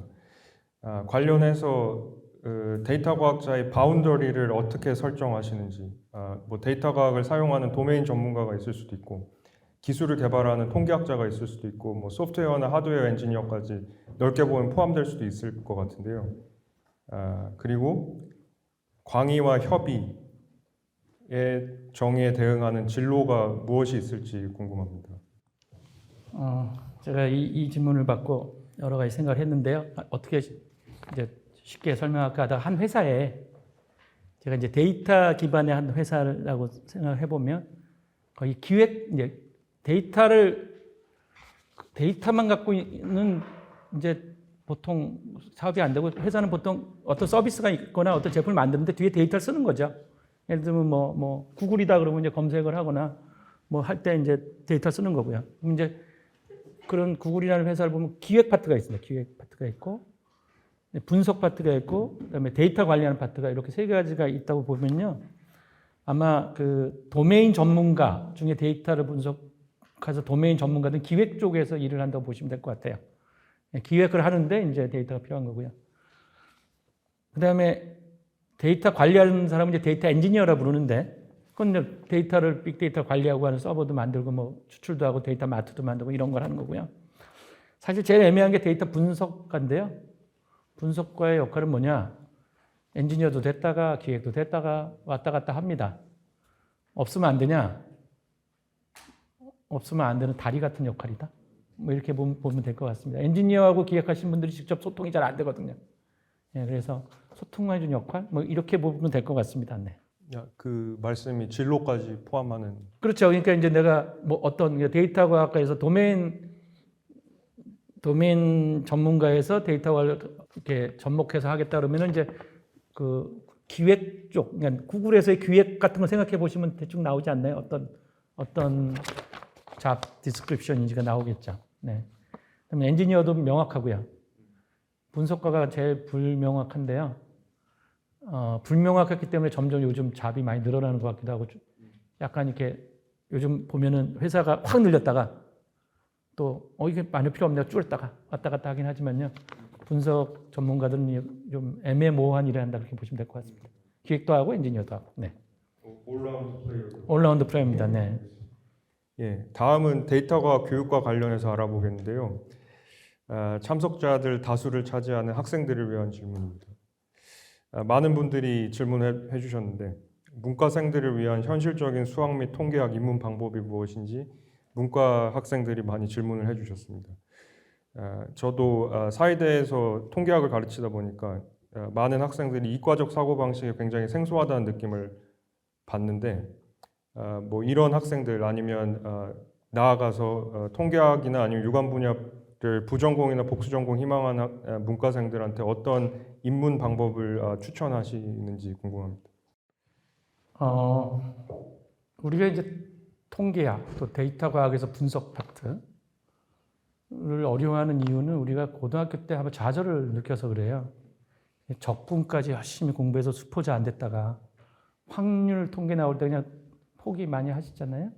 경험 있으시잖아요. 왜 그렇게 가르치는지 모르겠어요. 아마 수학에서 통계를 보고 데이터 과학을 봐서 그렇게 된 건지 모르겠지만요. 사실은 저는 지금 통계학이나를 가르치는 교육 플로우가 너무 사람들 좌절시키게 만들고 절 좋지 않다고 봅니다. 직관적으로 배워야 될 것 같고요. 모든 거에 스토리가 있는 것 같아요. 근데 지금 대부분의 교육이 하우만 가르치는데 Y를 좀 가르쳤으면 좋겠는데 그 중에 하나가 제가 이제 우리 통계학과 대학원생들한테 묻는 질문이 하나 있어요. 야, 3포를 추정하는데 왜 분산을 쓰니? 이걸 질문하거든요. 그냥 레인지를 쓰는 게 더 쉽지 않아? 근데 이거를 대학원생도 잘 대답을 못 하더라고요. 네, 그러니까 뭔가 다 모든 거에는 이유가 있고 그 이유는 아주 직관적이고 우리가 아주 필요한 것부터 시작되기 때문에요. 그런 걸 잘 이해하시면서 배우면은 디테일한 수학은 잘 몰라도 되긴 하거든요. 뭐 전혀 모르는 건 아니지만 몰라도 되는데 그런 교육 프로그램이 필요할 것 같지만 잘 못 찾겠습니다. 네, 좌절하지 마시고 질문하시면 됩니다. 질문하시면 누군가는 대답해 줍니다. 예, 그 통계적 센스가 중요한 것 같습니다. 예. 그 관련해서 뭐 고등학교 과정 얘기도 해주셨는데 사범대 소속 몇 분이 질문해 주셨는데요. 그 초중고 학교급별로 데이터 과학에 대한 어떤 수업이 필요할지, 뭐 기존의 초중고 과학 시간에 탐구 활동이라는 뭐 수업이 있다고 하는데요. 그것과 어떤 차별점이 있는지, 뭐 교수님의 해안을 구하는 질문이 있었습니다. 뭐 장기적으로 교육과정 개편하는데도 굉장히 중요한 문제가 될 것 같은데요. 예, 또 말씀드리지만 확률부터 가르치지 마시고 정 가르치고 싶으면 확률을 맨 마지막에 가르치는 게 좋지 않을까라는 생각이고 직관부터 시작해서 사실 통계적 센스라는 것도 없고 그런 말도 저는 별로 안 좋아해요. 그냥 데이터 센스죠. 데이터 센스. 데이터부터 얻는 센스가 있고요. 예를 들면 평균이 좋으냐 미디안이 좋으냐 이런 건 직관적으로 할 수 있겠죠. 그러니까 그런 것부터 좀 가르치고 마지막에 이제 어쩔 수 없어서 확률을 배우는 식으로 좀 배웠으면 좋겠고 이러한 교재 개발을 좀 했으면 좋겠어요. 사실은 제가 데이터 사이언스의 입문 그런 책을 집필하고 있는데요. 그렇게 나와있어. 거기는 탐색부터 시작해서 맨 마지막 확률 나옵니다. 확률 나오면서 끝나요, 책이요. 근데 언제 끝날지 몰라요, 집필이. 죄송합니다. 계속 늘어져서. 근데 하여튼 그렇게 했으면 좋겠고요. 과학 탐구 활동은 사실은 데이터 과학이 한 분야죠. 데이터 과학 전체는 아니죠. 예, 실험 데이터 모집하는 거니까. 네, 그렇게 답변 드리겠습니다. 네, 감사합니다. 그리고 다음은 책의 내용과 관련된 조금 더 전문적인 질문이 되겠는데요. 책에서 이미 실험과학, 경험과학, 뭐 계산과학 이렇게 과학의 양상을 분류해 주셨는데 경험 자료를 이용한 변수 간 관계를 규명을 목표로 하는 통계학이 이론에 기반한 사고를 중시하는 자연과학, 사회과학과 근본적인 차이가 있다고 보시는지 궁금합니다. 아까 제가 또 모두에서 말씀드렸지만 통계학은 데이터 기반의 귀납적인 게 아니다. 귀납적인 하기 위한 방법론을 연구하는 연역적인 거기 때문에 자연과학과는 아주 잘 어울리고 그래서 아마 통계학과가 자연과학 대학에 있는 것으로 제가 이해하고 있습니다. 네. 분석은 각자 도메인 엑스퍼트들이 하시고 저는 그런 걸 하기 위한 도구를 개발하고 어떤 게 좋은지 안 좋은지 이런 걸 하는데 한 가지만 이제 제가 이런 말씀을 드려봅니다. 데이터 분석을 할 때 이 분석은 쓰지 마라는 말을 할 자신이 있는 분이 있으신가요? 데이터는 랜덤이고 노이즈가 있기 때문에 그 결론이 나왔을 때 그게 맞는지 틀린지 알 수가 없어요. 확인할 수가 없습니다. 근데 이런 건 쓰면 안 돼라는 말은 상당히 하기 어렵습니다. 이 데이터 분석에서는요. 그런 거의 정의가 뭐냐 이런 걸 연구하는 게 통계학이거든요. 그래서 이제 이론적이다 이렇게 말씀을 드리겠습니다. 네. 예, 어떻게 보면 철학에 가까운 것 같습니다. 맞습니다. 네. 철학까지는 뭐 그것까지는 안 가고요. 그렇게 너무 또 심오한 건 아니고. 길게 보면 영국 경험론 전통하에 알고 있습니다. 예. 책에서는 개별적인 챕터로 다루셨는데요. 요즘 많은 주목을 받고 있는 방법론인 기계학습이나 인공지능이 또 다른 굉장히 중요한 방법론인 인과추론 방법론의 향상에 기여할 수 있다고 생각하시는지, 그렇게 생각하신다면 어떤 방식으로 기여가 가능하다고 생각하시는지 궁금합니다. 매우 중요하죠. 요즘 아마 인공지능 기계학습에서 인과추론이 핵심 주제 중에 하나인데요. 인공지능에서 인과추론이 핵심인 이유는 두 가지 정도가 있을 것 같아요. 하나는 그러니까 인과추론을 위해서 인공지능 방법 어떻게 쓰느냐고, 두 번째로는 인공지능에게 어떻게 인과추론을 알게 해주느냐. 두 가지 면이 있을 텐데 아마 이 질문하신 거는 인공지능을 이용해서 인과추론을 하는 거잖아요. 그거는 사실은 매우 유용하게 사용되고 있죠.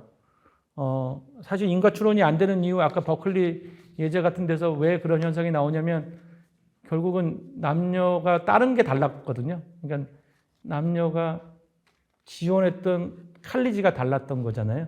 그래서 생기는 문제거든요. 그러니까 만약에 남녀가 똑같이 칼리지에 지원했다면, 퍼센트 똑같았다면 그 남녀 간의 합격률 차이가 인과관계일 수가 있는 거예요. 근데 남녀가 뭐가 다르거든요. 그럼 그게 뭐가 다른지를 이제 인공지능으로 규명을 합니다. 제가 재밌는 예제가 하나 있는데요. 이건 인공지능하고 조금 관계없지만 빅데이터 관련돼서 좀 말씀드리면, 요즘 그 한국에서도 큰 이슈가 되고 있는 특수목적고 그런 게 있죠. 그 효과가 있느냐 이런 퀘스천이 있었어요. 그런데 그러면 특수목적고가 교육 향상에 도움이 되느냐를 보려면 뭐 예를 들어서 특수목적고 나온 애와 일반고 나온 애의 성적을 비교하면 되지만 그거는 인과관계가 안 되죠. 왜냐하면 특수목적고는 이미 똑똑한 애를 뽑았거든요. 그래서 똑같은 애가 특수목적고도 가보고 일반고도 가봐야 되는데 그건 불가능하잖아요. 그래서 어떻게 스터디를 했냐면 이제 학생들 데이터가 있는데 전체 쓴 게 아니고 그 중에 특수목적고를 아실아실하게 붙은 학생들과 특수목적고를 아실아실하게 떨어진 학생들만 모아서 분석을 했죠. 그럼 걔네들 이제 비슷하다고 보고 그 다음에 대학하고 어떻게 사회에서 성공했냐 이걸 본 스터디가 2014년도인가요? 경제학 하시는 분들이 해갖고 뭐 이코노메트리크나 아주 좋은 전에 실렸는데요. 예, 그런데 그거는 이런 스터디는 빅데이터가 없으면 못하죠. 그 아주 작은 레이어의 데이터를 뽑아야 되는데 그게 몇 개 없으면 할 수가 없는 거니까 과거에는 할 수 없었던 내용인데 요즘 빅데이터가 생기면서 가능해졌습니다. 예, 그리고 결론을 말씀드리면 특수목적고는 효과가 없다고 나왔습니다. 네, 네, 결론입니다. 네, 결론까지 말씀드리겠습니다. 논문 읽어보시면 됩니다. 예. 그리고 챗GPT를 비롯한 일반인들도 익숙한 AI 플랫폼들이 늘어나고 있는데 그 성능 또한 빠른 속도로 발전하고 있습니다. 학술 연구를 비롯한 전문 분야에서 이런 변화가 미치는 영향이 특히 클 거라고 생각되는데 데이터 과학자의 업무 중에서 AI로 대체될 업무와 그렇지 않을 업무의 차이가 무엇이라고 생각하시는가요? 뭐 단기적인 것도 좋고 장기적인 것도 좋을 것 같습니다. 네, 데이터 과학자 업무 AI가 위협을 하겠죠. 근데 그 한 10년 전쯤에 구글에서 오토매틱 스태티스티션이라는 프로젝트를 했었어요. 그래갖고서 이제 우리가 많은 분들이 이제 데이터 분석을 하는 걸 보면 굉장히 프로세스적으로 한다고 생각하거든요. 알고리즘이 있고 뭐 내가 방문물을 초이스해서 하고 이렇게 생각을 해서 그거를 프로세스하고 그거를 자동화하려는 노력을 했고요. 근데 저한테는 다행인데 실패했습니다. 그리고 여러분 잘 모르시죠, 이거? 꽤 크게 투자해갖고 한 프로젝트인데 그 굉장히 유명한 케임브리지 대학교에 유명한 이제 머신러닝 하는 사람이 여기 그 돼갖고서 했는데 결국 실패했어요. 그 얘기 뭐냐면 데이터 분석에는 굉장히 아트적인 요소가 많다는 겁니다. 의사결정을 할 때 데이터만 갖고는 할 수 없는 여러 가지 의사결정 요인이 있는데요. 그런데 이번에 챗GPT를 보면서 좀 무섭긴 하더라고요. 그래서 챗GPT가 나오면 그래도 그러니까 데이터 과학은 사실 아트와 과학의 협업이라고 보면 과학 쪽은 어느 정도 대치될 수 있지 않을까라는 생각을 조심스럽게 하고요. 그거를 한번 제가 연구 주제로 잡아볼까도 고민 중에 있습니다만 저희 동료들 밥그릇을 뺏는 연구일 것 같아서 좀 주저하고 있습니다. 네. 근데 뭐 될 것 같습니다. 어느 정도는. 네. 예, 잘 알겠습니다. 예. 미용실 시스템 여기 저는 어느 정도냐 미용실에서 보면 이렇게 디자이너가 머리 깎기 전에 머리 감겨주는 사람 있잖아요. 그 정도 역할을 할 수 있지 않을까라는 생각을 해봅니다. 네. 거기에 박사학위가 필요한 거예요. 아니 챗GPT 그러니까 네. 챗GPT가 네. 챗GPT가 네. 이제 그러니까 머리 감겨주는 로봇이 나오는 거죠. 미용실 가면 네. 뭐 그렇게 이해하시면 어떡합니다. 예. 근데 챗GPT는 이제 알바생은 자꾸 안 나와서 문제인데 얘는 예. 잘 나와서 이제 미용실 운영하는 데 편하고요. 네. 예. 여러 가지 좋을 것 같습니다. 예. 저도 예상대로 되길 기원합니다. 예. 이제 현실 문제에 데이터 과학이 적용되기 위해서 반드시 고려해야 될 문제라고 생각되는데 정책 관련된 주제로 넘어가 보겠습니다.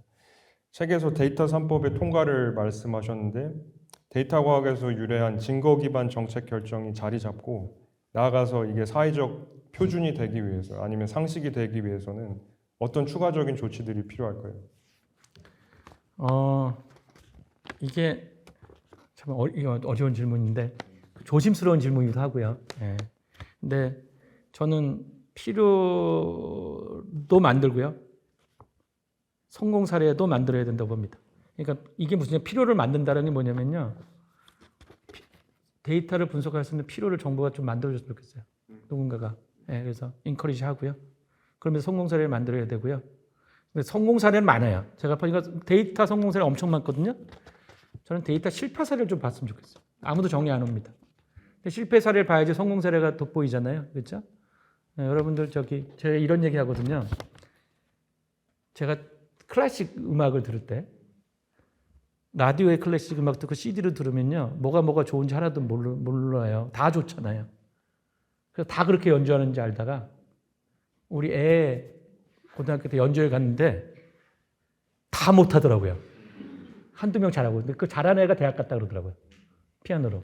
그러니까 그래서 못한 걸 좀 봐야지 잘 된 걸 알 수 있다. 그래서 이런 것들을 좀 잘 모아서 누가 좀 했으면 좋겠다라는 생각이 있습니다. 좀. 근데 서로 지금 이렇게 데이터 분석해서 성공한 사람만 자꾸 얘기하니까 성공한 사례가 그냥 쉽게 되는 것처럼 보이는 게 좀 안타깝다. 이런 말씀을 드리고 싶습니다. 네. 예, 사회과학자의 역할인 것 같기도 합니다. 맞습니다. 예. 그리고 공공 데이터 공개에 있어서 민감 정보와 그렇지 않은 정보를 구분하는 기준이 무엇이 되어야 할지에 대한 질문도 있었습니다. 이게 이제 민감 정보라는 게 이게 개인 정보 보호 이슈인데요. 여러분 개인 정보가 얼마나 할 것 같아요? 한번 여쭤볼까요? 얼마나 할 것 같아요? 예를 들어서 2천만 명의 주민번호와 전화번호가 있다. 얼마로 사실까요?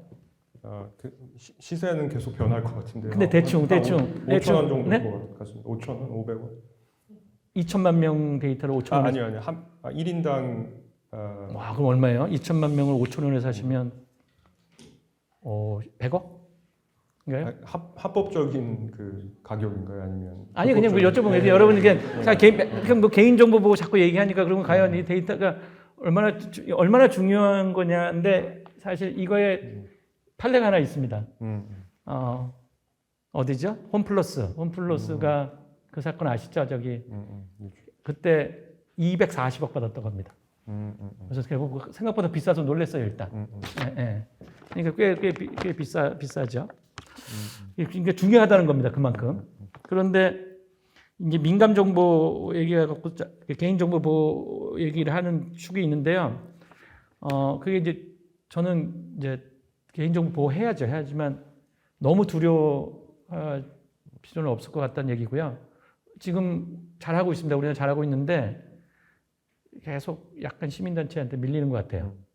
그런데 여기서 한 가지 보셔야 될 게 어차피 훔쳐가려면 도둑놈도 훔쳐가거든요. 여러분 집에 금고 있다고 해도 안 훔쳐가지 않잖아요. 이 때문에 너무 막 그 금고까지 만들어갖고 막 절대 못 훔쳐가게 하는 거 하다 보면 이제 이렇게 좋은 200억, 300억 하는 데이터가 사장될 수 있다는 생각이 있어서요.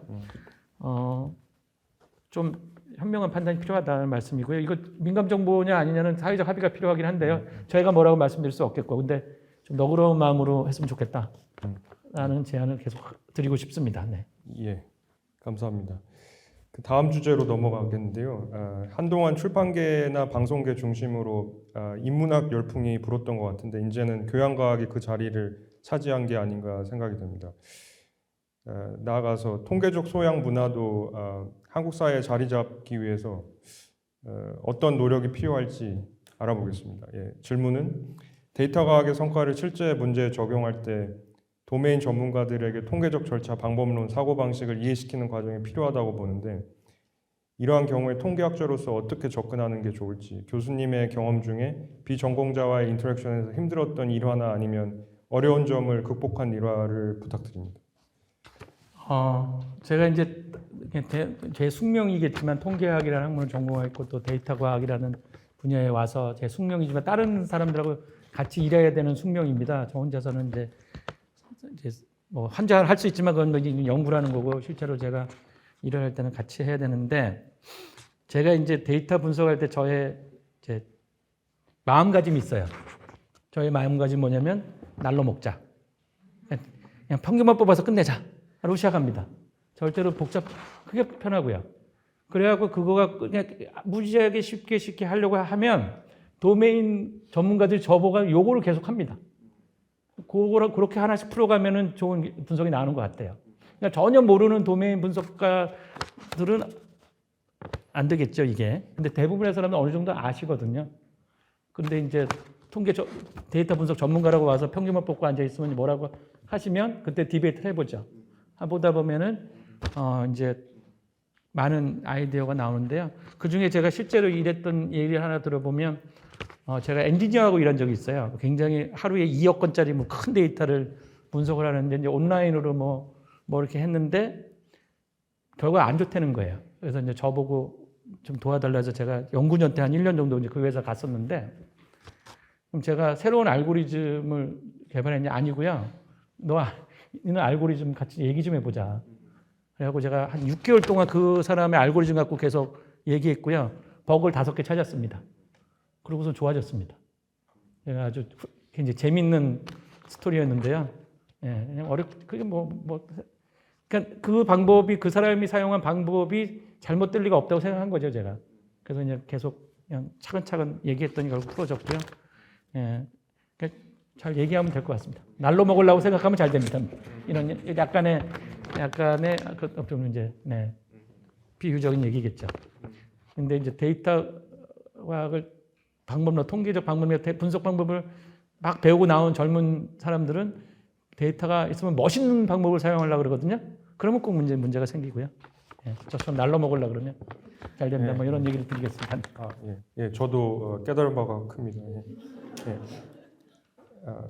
그 관련해서 통계적 추론의 목표가 뭐 여러 가지 방식으로 뭐 분류될 수 있겠지만 기술적인 디스크립티브한 거, 예측적인 프레딕티브한 거, 처방적인 프리스크립티브한 것까지 굉장히 넓어질 수 있다고, 그리고 이런 식으로 변화될수록 더 큰 사회적 영향력을 갖게 되는 것 같은데요. 이 때문에 뭐 데이터가 유관한 분야 연구자의 사회적 책임 역시 굉장히 커지고 있다고 볼 수 있습니다. 책에서는 어떤 가설을 규모 가설로 선택하느냐에 따라 가설 검정의 결론이 달라질 수 있다는 점을 강조하셨는데요. 가설 검정과 같이 수학적으로 객관적인 절차가 처방적 추론과 같은 현실 문제 해결에 밀접하게 적용될 때는 이러한 도구를 이용하는 의사결정자의 규범적 윤리적 판단이나 고려 역시 필요한 것으로 보입니다. 이런 상황에서 우리가 가질 수 있는 원칙이 있다면 어떤 것이 있을까요? 예, 일단 데이터를 분석하는데 제일 중요한 마음가짐은 데이터가 전부가 아니라는 거를 반드시 좀 이해하시는 게 중요하고요. 통계학이나 데이터 과학에 굉장히 높은 수준의 학문을 해야 되는 이유가 바로 이거인 것 같아요. 어떤 걸 뭐 어떻게 분석하냐를 배우는 게 아니고요. 할 수 없는 게 뭐냐를 배우는 것 같아요. 그러니까 이 뭐 통계 추론에서 보면 기무가설, 대립가설인데 그 대립가설, 기무가설 바꾸면 결과 바꿔지잖아요. 그러면 그걸 어떻게 고칠 수 있냐? 고칠 수 없거든요. 그러니까 결국은 수학하고 다른 게 통계는 인간의 일을 풀어야 되는 거기 때문에 수학으로 못 풀 문제가 있고요. 그거를 이해하는 게 저 같은 하여튼 이걸 학문으로 연구하는 사람들이 해야 될 일이고요. 그걸 이제 교육하는 거죠. 그래서 데이터 과학, 좋은 데이터 과학자가 되려면요, 좋은 철학, 좋은 세계관, 건전한 상식과 합리적 사고가 반드시 필요하다는 겁니다. 네. 그리고 데이터 과학이나 통계학을 많이 배우면 배울수록 할 수 있는 것보다 할 수 없는 것을 깨닫게 된다.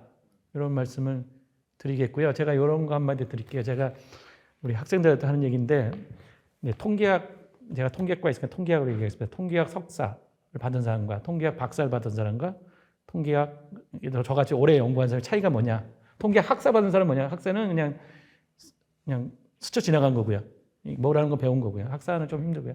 석사부터 전문자가로 보면 석사는 이제 어떤 문제가 주어지고 데이터가 주어지고 이걸 어떻게 분석해라라고 얘기해주면 잘 분석하는 사람이 석사고, 박사는 문제가 주어지고 데이터만 주어지면 어떻게 분석하면 그걸 알아서 그걸 이제 석사에 시키거든, 자기가 하든지. 이런 게 박사고요. 그럼 저 같은 사람은 뭐 하느냐면, 저 같은 사람은 문제가 주어지고 데이터가 주어지면 어떻게 하면 안 되는지를 알아내는 사람입니다. 근데 이게 요 포인트가 뭐냐면 어떻게 하면 안 되는지를 안다는 얘기는요. 그거 말고는 다 써도 된다는 거거든요. 예.